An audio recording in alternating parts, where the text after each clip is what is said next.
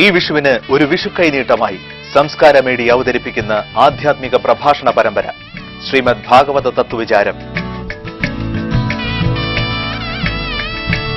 അവതരിപ്പിക്കുന്നത് ഭാഗവതാചാര്യ പാലക്കാട് VP ഭാനുമതി അമ്മ.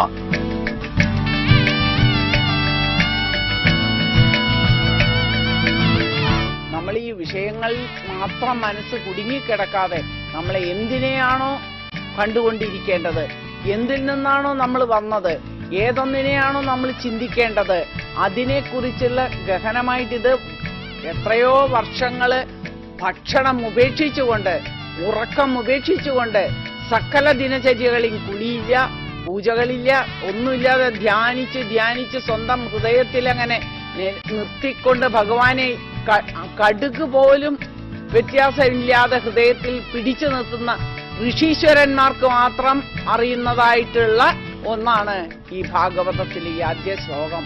അത് നമ്മൾ ശ്രദ്ധിച്ച് കേൾക്കണ്ടയോ? ഏപ്രിൽ 15 ചൊവ്വാഴ്ച മുതൽ എല്ലാ ദിവസവും വൈകിട്ട് 6:30 നിങ്ങളുടെ ഓരോരുത്തരുടെയും വീടുകളിലേക്ക് വരുന്നു ശ്രീമദ് ഭാഗവത തത്വവിചാരം.